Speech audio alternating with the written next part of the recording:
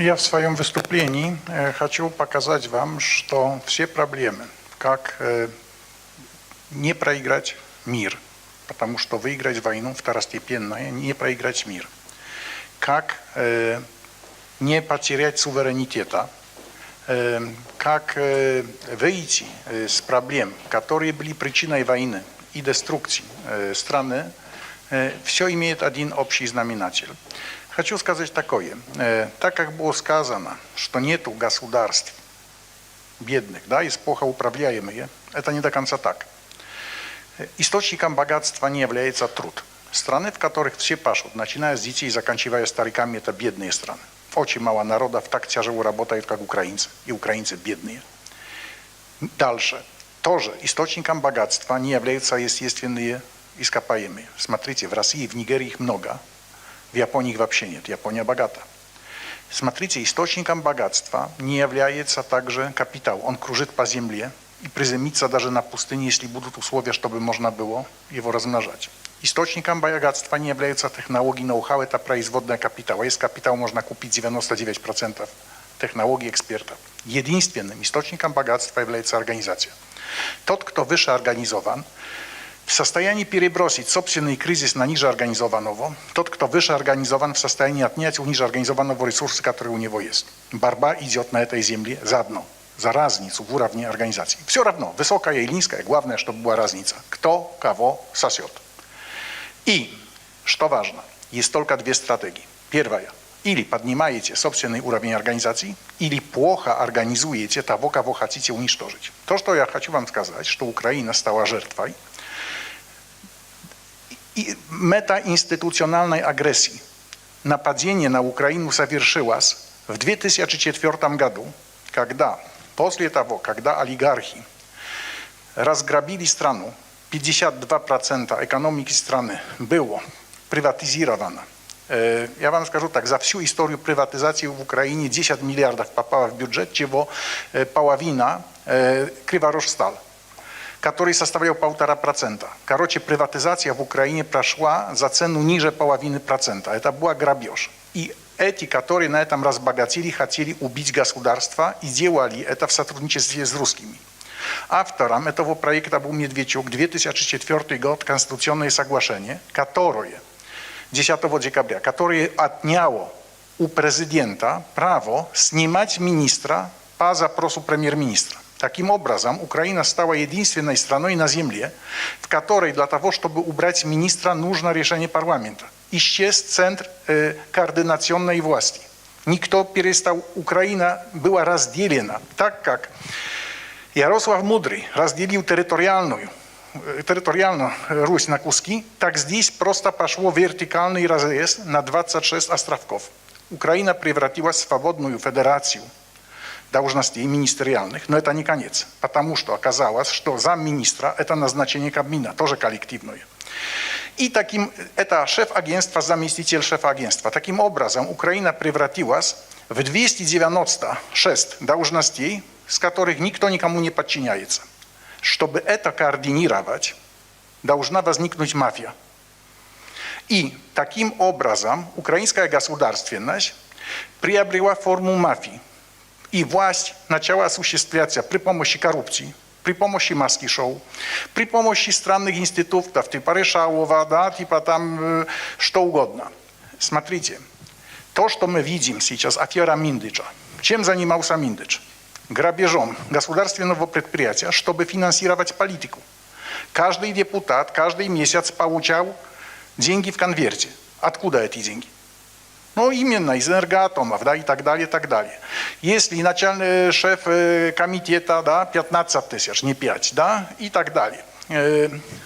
Те, которые не брали, брали от других. Так что, в принципе, так эта система управлялась. Кстати, после аферы Миндича, знаете, что сделали депутаты? Подняли себе зарплаты 3 раза, потому что не было источника кэша, и все партии договорились, что никто ни звуком не скажет. Никто из вас не знает о том, что они себе зарплаты приняли 3 раза, правда? И договор межпартийный. Смотрите, в чем проблема? Проблема в том, что это смертный приговор для страны.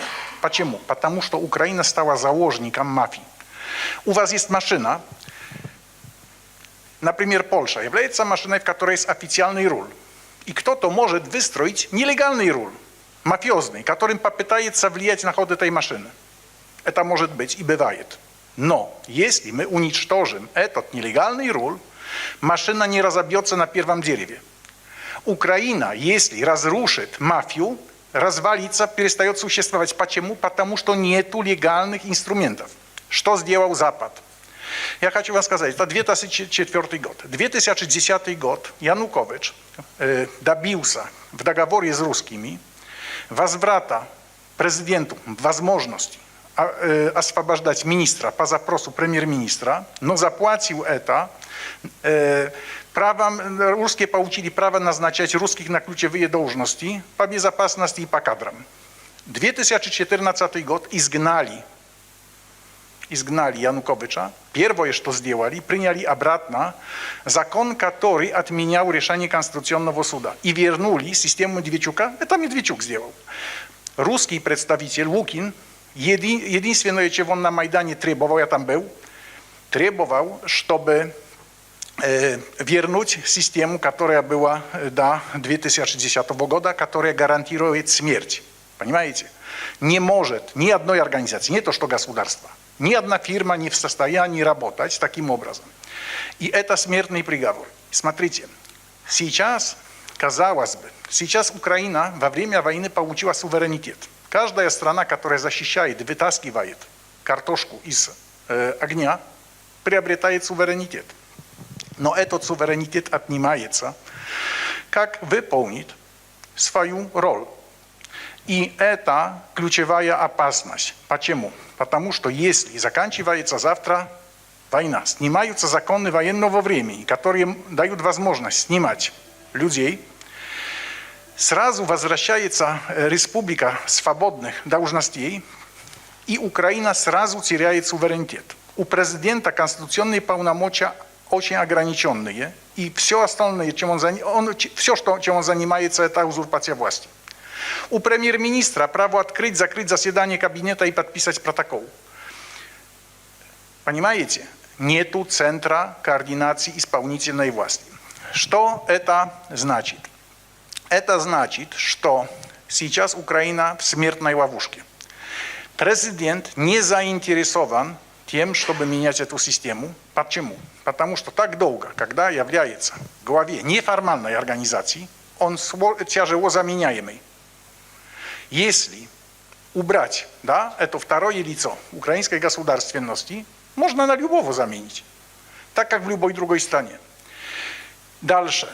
Люди, которые вместе с ним работают, тоже не заинтересованы, потому что при помощи телефона могут управлять страной, могут позвонить любому прокурору, министру, кому угодно, и будет все исполняться, так это работало.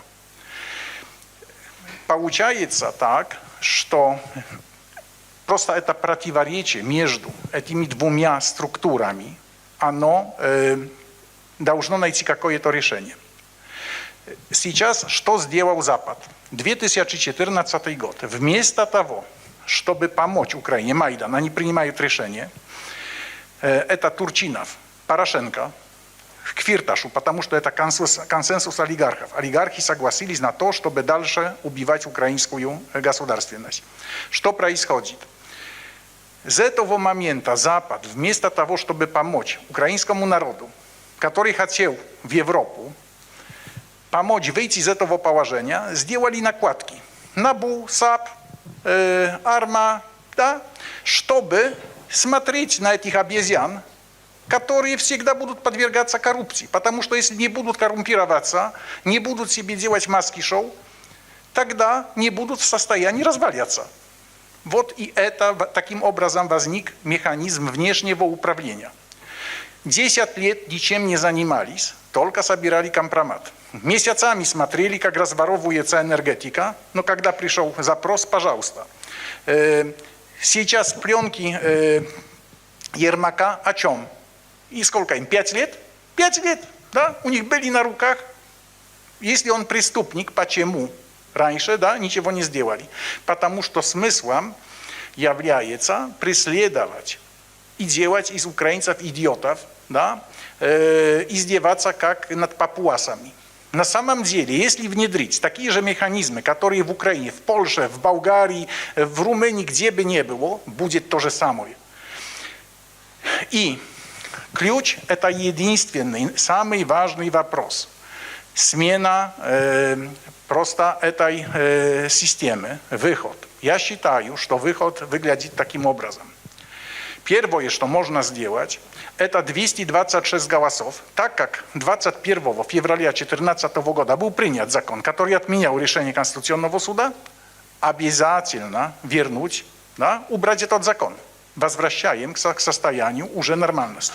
Это пункт номер 1. И начать работы над нормальной Конституцией. Это ключевой момент. Без этого Украина, если заканчивается война, Украина теряет шанс на мир.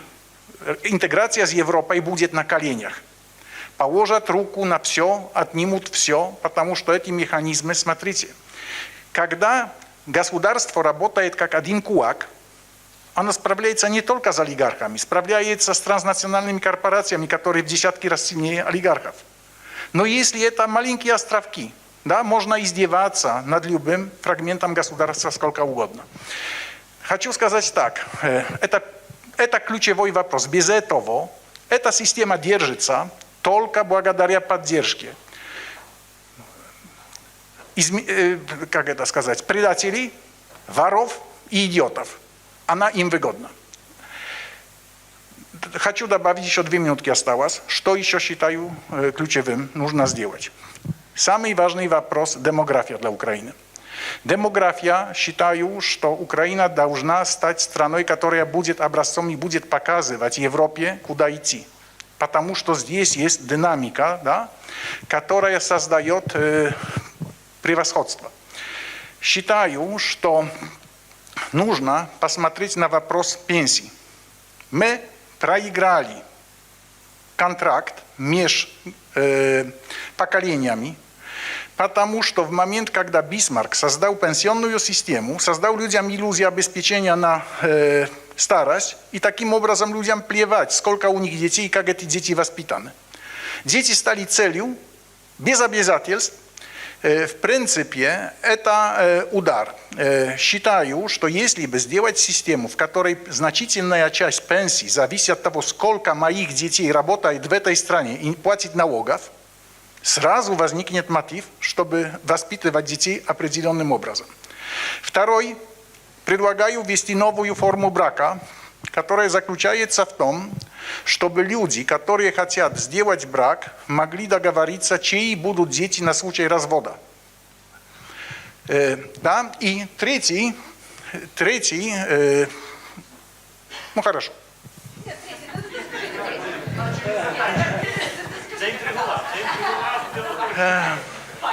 Третий – это условие. Смотрите, все страны в длинном периоде проигрывают из одной страшнейшей угрозы, которой Украина также была жертвой. Эта угроза называется популизм. От популизма популизм можно победить методами популистов. Я считаю, что если бы ввести новую форму голосования, что каждый, кто решает не принимать участие в голосовании, получает от государства 200 или там 300 евро. Я считаю, что люди, да, которые готовы продать голос, да, за 200 или 300 баксов, смотрите, не будет возможности купить голоса. Это во-первых. Во-вторых, это очень дешево. Во-третьих, смотрите, не будет популистических программ. Не будут людям делать, да, и будут решения принимать людям, которым родина что-то стоит дороже этих $200. Спасибо.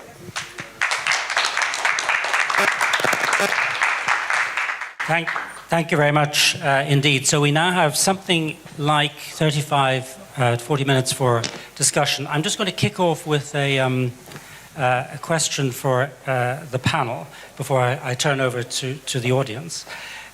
The first one is really for, I think, Pьотr and Sergei, which is, it seems to me, a tension between what you were describing, which is, if you like, the strong decentralization the weakness of the central government, or at least of the president, and perhaps what Gennady was saying about an elective monarch. I actually don't know the answer, but it seems to me as a tension. I'd like to see that teased out a little bit more. And then for Gert, and I apologize if you addressed this in your remarks in Ukrainian, I think it was, but I wondered, I was a bit surprised you didn't say more about Estonia's e-government and what that's, because it's been, very, as you know, very much pioneering in that field, and what that lessons that might provide for the reconstruction in Ukraine. And I was also fascinated that you described the EU in a sense as an enlightened despot. You seem to be implying that, which is quite an interesting concept because it is in many ways very enlightened, but it is also quite demanding. Of course, people want to be demanded, as it were. They volunteer to submit to those demands. But of course, the EU, although it consists of democracies, and only democracies can join the EU, it is not itself really a democracy, if you know what I mean, in the sense that it's not, European Parliament and so on. It doesn't actually have the final say. And so, since you did mention Brexit, there is, of course, a country which left the European Union. And it always seems to me a question for Ukraine and Ukrainians whether the freedoms that you have won, if you do win them, which I very much hope you do, at the end of this war, whether those are freedoms that you will consign easily, in a sense, to a European Union, which will also impose constraints upon you. I completely understand that Europe is your perspective, and I'm not discouraging you from seeking the European route, far from it. But I'd just be interested to know how you feel about that, because unlike most Europeans, most EU members, you have actually fought for your freedoms within living memory. So I'd be interested in response to that, and then we'll turn it over to the audience. Who would like to begin? Yeah. Go ahead. Thank you very much. Well, I would be tempted to say that, that's why I left out the electronic government, the digital aspects of Estonia, that this is something that we have become really famous for. And image-wise, you need a certain positive image, especially, again, if you're a former Soviet republic, which we are not, we were just occupied, but never mind. And you are a good example, pointing it out. But actually, I was planning to speak about it, but just forgot. So yes, the fact that we early on, in around the year 2000, adopted electronic governance. Basically, the government ministers at government sessions were sitting behind laptops, no papers around. You had to approve or be against a given bill online. Something that is perfectly normal today. Everything is online, but then we were really pioneers in that. And you may calculate how many euros of benefits it has brought, but I think the visibility is even more important. Although, actually, if I may, we had a Ukrainian trainee once, and she was writing a thesis, something about Estonian e-governance. And then asked me, well, how did Estonia get such a great image about electronic governance? Well, actually, Ukrainians, here PR is really on a scientific, basically world level. My response to her was that, well, sorry, actually, well, the reason is that, well, we were good at that. So it was not that we were working on the image. Right, so yeah, this has been important to, otherwise no one would know. Estonia, Latvia, Lithuania, what's the difference anyway?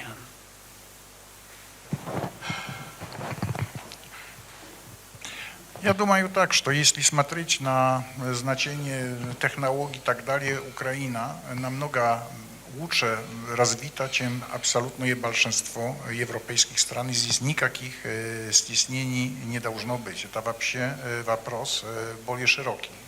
Я считаю, что также здесь можно действительно идти дальше, прежде всего, чтобы применять те технологии, которые появляются. Искусственный интеллект, например, который мог бы применяться для отбора кадров, это был бы невероятный прогресс. Например, если говорим про управление держслужбой и так далее. Просто вижу это так, что на самом деле ключ для украинской государственности это прежде всего пересмотр государства, потому что ничто так не любят в Украине, как халяву. И когда сказали, да, что Запад содержит государство, значит чиновников, да, с этого момента убили любое желание, чтобы рационально относиться к тем, которые работают. Если смотрим на подход зарплат и так далее, но есть люди, которые зарабатывают по 400 тысяч, да, в условиях войны и смеются, издеваются, да. Вот, пожалуйста. Считаю, что ключом должно быть такое, чтобы не принимать никаких советов, которых нету у них. Понимаете? В Соединенных Штатах нету антикоррупционного бюро, нету САП, да? Есть ясность, кто кому подчиняется, нету заместителя, да? Генерального прокурора, который не подчиняется генеральному прокурору, например, да? И так далее, и так далее. Короче, здесь я бы хотел одно, чтобы вы не думали, что государство является чем-то сложным. Не является сложным, потому что все, что можно про государство сказать, можно сказать просто. Таким образом, чтобы люди понимали, как это работает. Ключевой фактор, все равно, как дальше это пойдет, такой, чтобы тот, у кого есть интерес, было средство.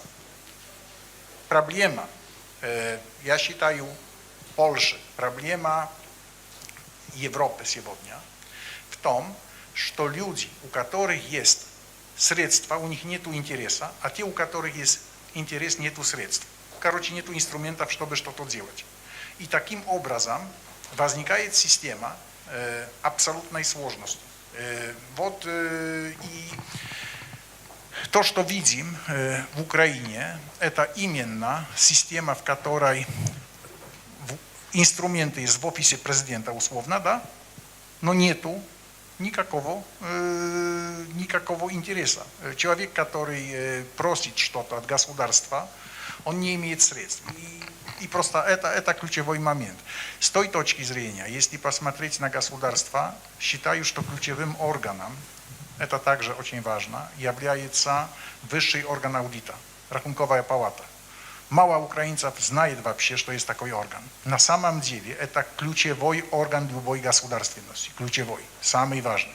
Это орган, который делает постоянный аудит, как система работает, делает, да, замечания, чтобы эта система постоянно могла соревноваться, идти вперед. Вот так это вижу. Так что, ну не знаю, но просто тоже не вижу, чтобы, например, знаю украинскую бюрократию, был представителем в палате контроля, да, в Рахунковой палате Украины, наблюдал это государство изнутри. Люди не глупее. Система нормальная, просто абсолютное сумасшествие. Понимаете, что эти регуляции, которые, смотрите, кто будет в этом государстве готов идти и стать замминистра, если ему готовят, что он до конца жизни будет ПЭПом, да?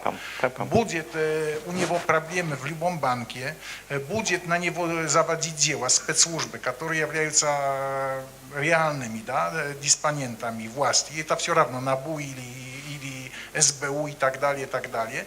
И просто, ну, посмотрите, проблема на пленках Миндича в том, что не могут убрать, но, блин, откуда взять этих людей, которые придут? Никто не хочет, правда? Indeed. Конституционная система Мексики, Венесуэлы, Бразилии, Аргентины 1 к 1 с конституционной системой США. Но в США нету тех явлений, которые махровым цветом расцвели. Уже є. Вже є. От тут є професор Константинов. Він вам підтвердить. Принаймні вони не в такому обсязі Уже ці не- явища. Я маю на увазі явище корупції, я маю на увазі порушення балансів влад і так далі. Тому багато що залежатиме не лише від стану інституційної системи, а і від уявлень суспільства про те, яким вона хоче бути, під культури суспільства, політичної і так далі. І от наші заходи, про які ми проводимо, в тому числі це спосіб, умовно кажучи, зростання суспільства і наслідком чого і буде бажана модель інституційної держави. Okay.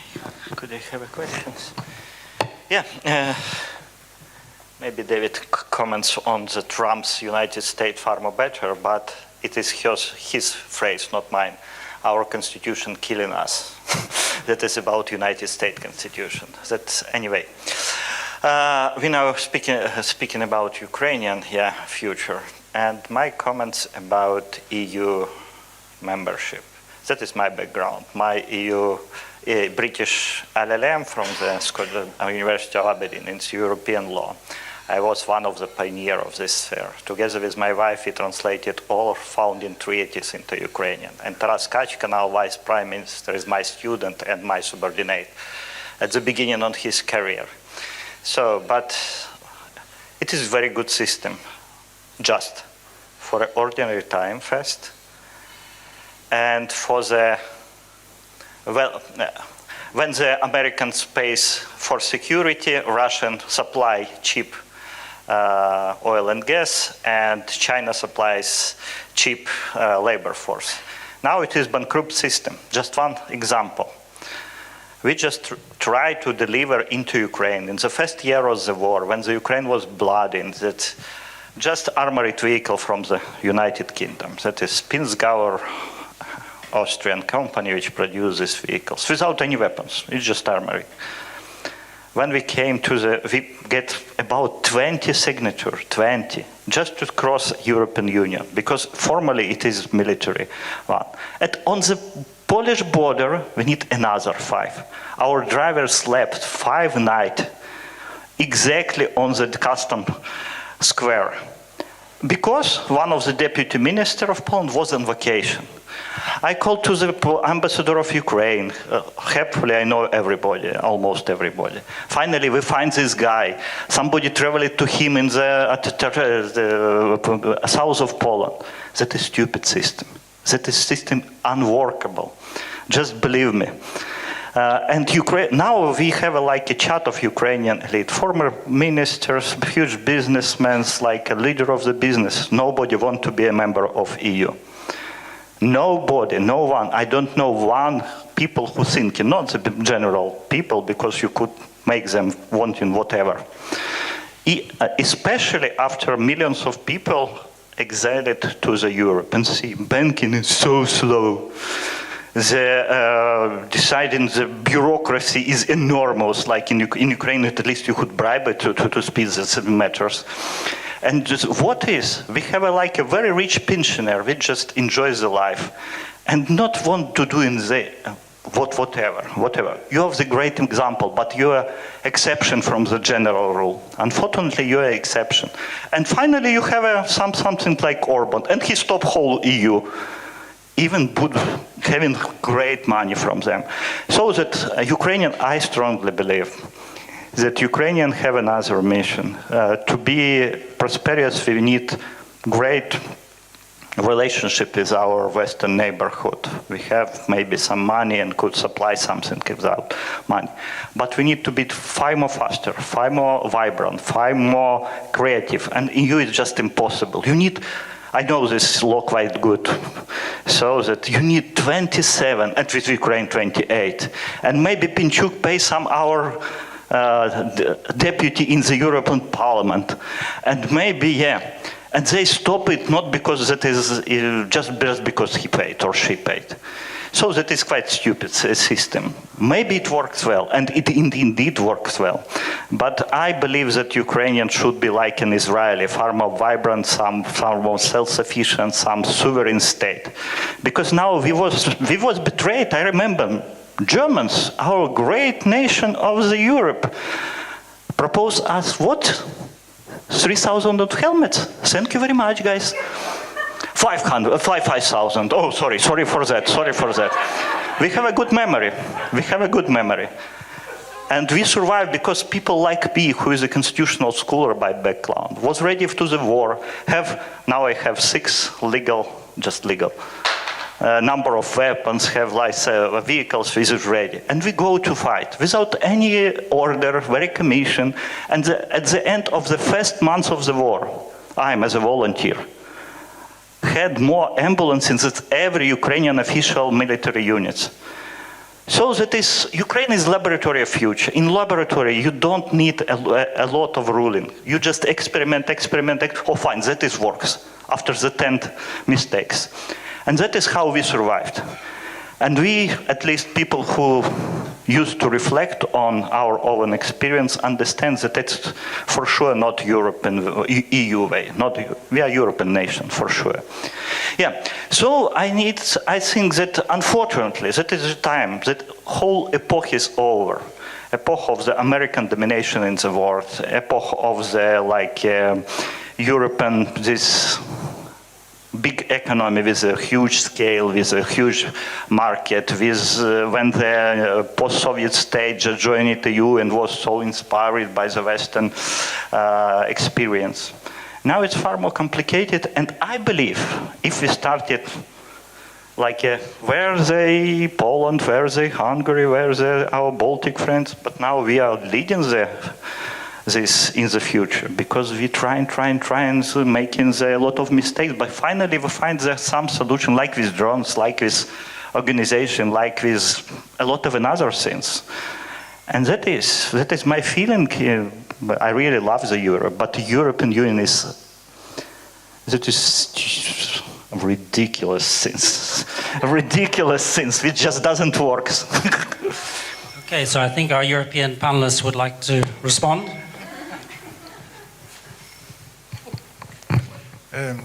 Вопрос, я бы сказал, намного сложнее.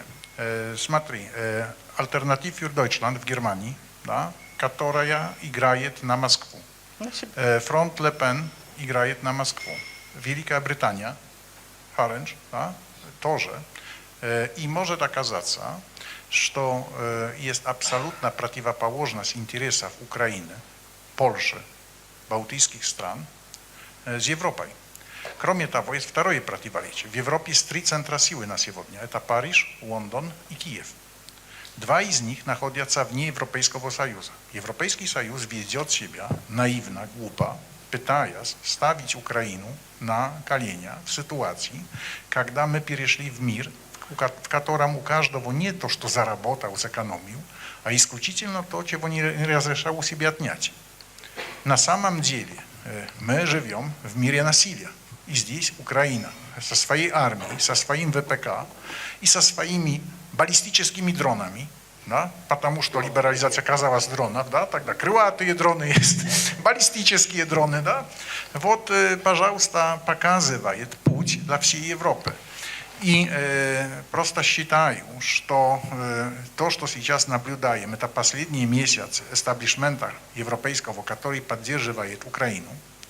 Но с другой стороны видим невероятное сумасшествие, потому что если Мерц предлагает Украине ставать каким-то полчленом, да, без политического голоса, я спрашиваю наоборот, а что мешает сегодня Европейскому Союзу, чтобы принять в политическом смысле Украину? Чтобы Украина получила своего комиссара, своих евродепутатов, и все вопросы можно остальные разложить на 10-20 лет, переходные периоды сделать. Да? Вообще нету подхода со стороны Европы. В 2014 году то, что произошло, я что заметил? Я тогда управлял проектом Европейского Союза по реформе украинской госдержслужбы.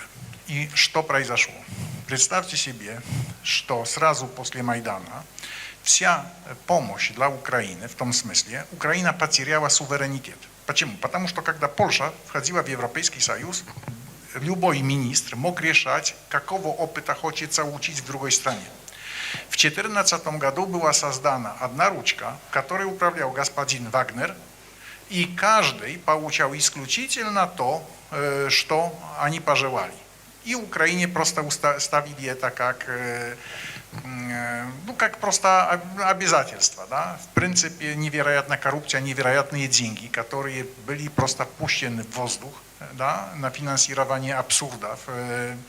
И на самом деле я не удивляюсь тем, что ты сказал, потому что с точки зрения, когда будет вопрос безопасности, Европейский Союз лопнет, потому что безопасность является ключевым фактором. Поэтому считаю, то, что Украина сегодня могла бы сделать, это дать гарантии безопасности странам Европы свои, в случае, когда американцы уходят.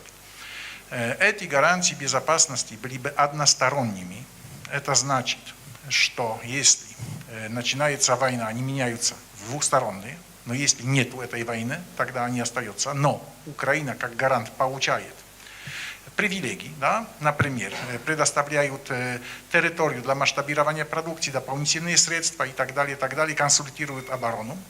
Те страны, которые считают, что если бы украинские гарантии создавали дополнительные риски для их безопасности, тогда Украина могла бы предоставить им гарантии, что не поможет им в случае нападения. Правда? Дальше.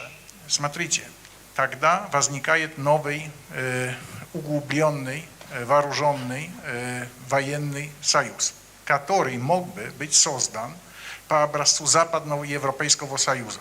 Да? Организации, которая была создана до НАТО, была европейским столбом НАТО. Это не противоречило ни Европейскому Союзу, ни НАТО, потому что Западноевропейский Союз действовал до 2010 года. Так что, думаю, здесь прежде всего нужна ориентация в мышлении на суверенитет и еще дополнительный фактор.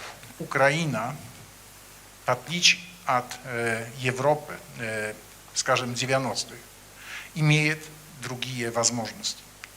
Потому что эти возможности, это Турция, это Ближний Восток, который требует украинской поддержки. Там есть миллиарды, там есть возможности. И просто глупо, имея такие возможности, просто заходить с попрошайникам к европейской бюрократии, которая ничего не видит. Скажу так, самый важный еще фактор. Так долго, пока Германия не поменяет свои позиции и не восстановить свои ядерные энергетики, это значит, что Германия ориентируется на дешевый русский газ. Англосаксы смотрят на Россию, не на Украину.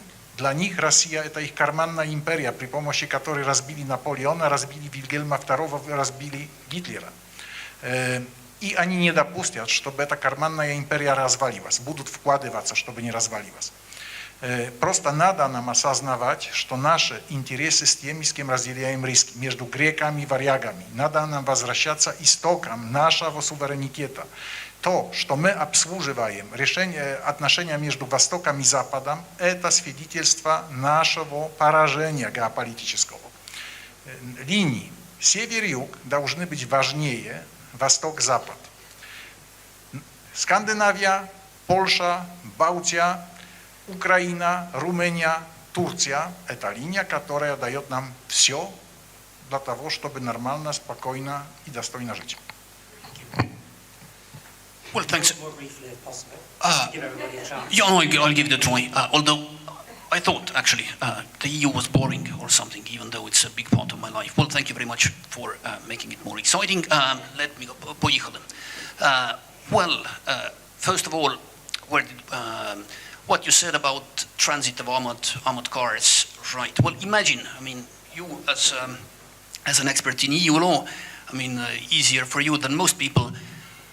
If there wouldn't be the EU with its free market, no borders inside. I mean, if there would be just Polish rules, Greek rules, Austrian rules, and so on, I mean, that would be a nightmare. You would never export anything anywhere. So I don't think that the EU is the most stupid solution. Actually, it still makes life easier. That Ukraine needs to be faster. Well, half of the freest economies in the world are in the EU. You have Scandinavia, which is doing well, plus Finland, well, Estonia, sort of, Ireland, and a few others. So it doesn't mean that you have to be slow, unsuccessful if you are a member of the European Union. Staying outside, taking other options. We were discussing this morning a lot about the sorry state of public trust in Ukraine, and that you need to have, well, basically, like, Lee Kuan Yew, a certain former Ukrainian president, quoting Lee Kuan Yew, that to make people trust in the fight against corruption, you have to put 3 president's friends in prison. Not going that well so far over the last years, but anyway. Well, without EU membership, well, good luck with the rule of law, recreating trust in Ukrainians, and all that. I don't see it happening really. Merz, Germany, well, actually, the German proposal, Merz's proposal, was made in good faith. It's just that in the Ukrainian politicum and the media, it has been distorted.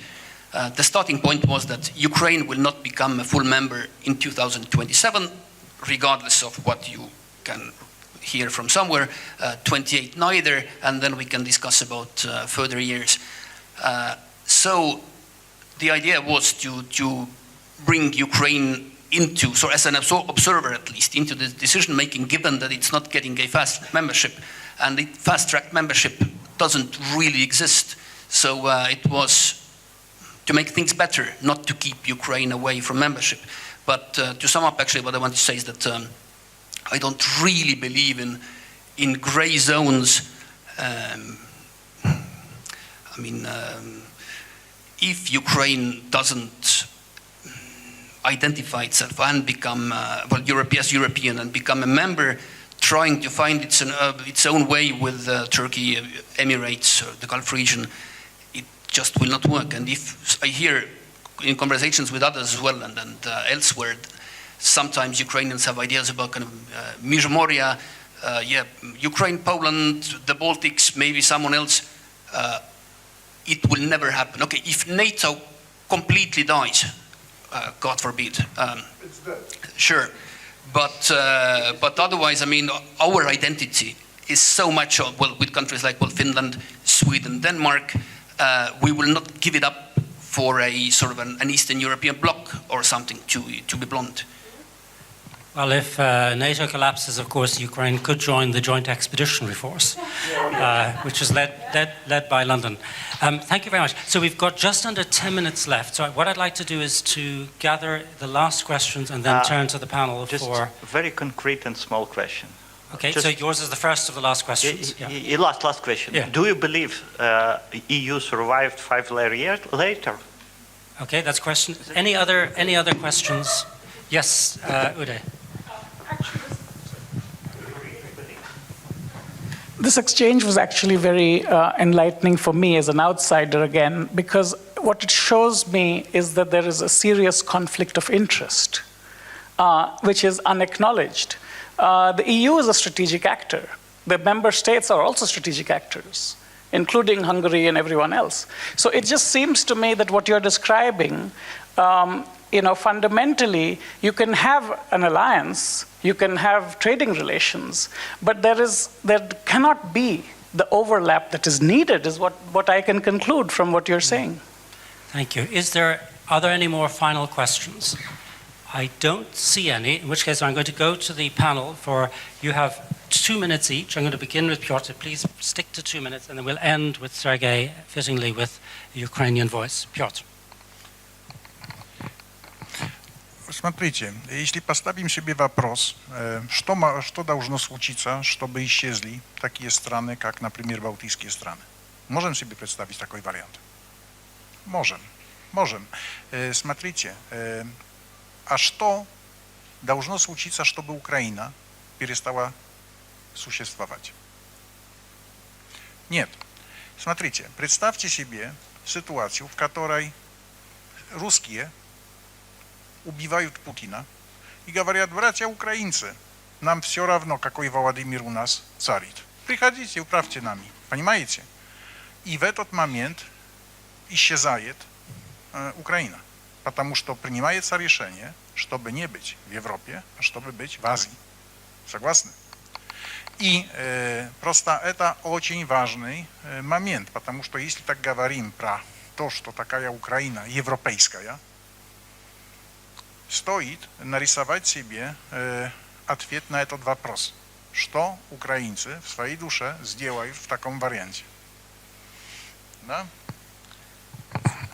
Very briefly, whether the EU will exist in 5 years, well, I kind of like betting, especially on events and stuff. So I would certainly bet on the EU existing and doing rather well. And for that matter, I mean, wines, including Ukrainian wines, have been an important part of my life. So if the EU exists in 5 years, you can send a bottle of the best Ukrainian wine to the foreign ministry. Or if not, then, you know, I'll send Estonian would be harsh, well, European wine. Overlap, well, no, there is overlap. Definitely there is overlap.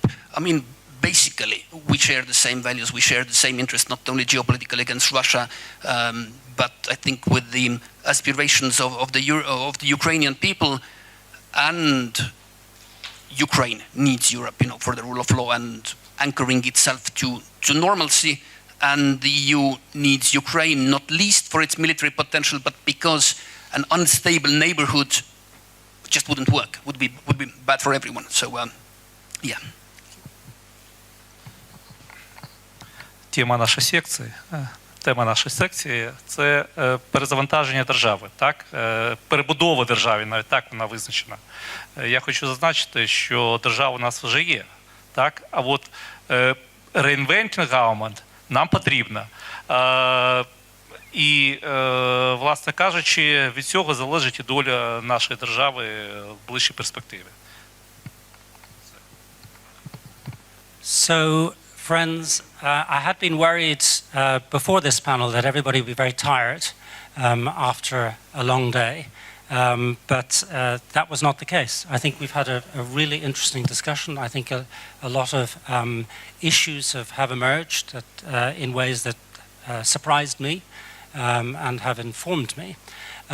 But we do have to end now, and I'd like to do so in thanking our three excellent panelists who've enabled this discussion, Piotr, Gerrit and Sergei. Well done.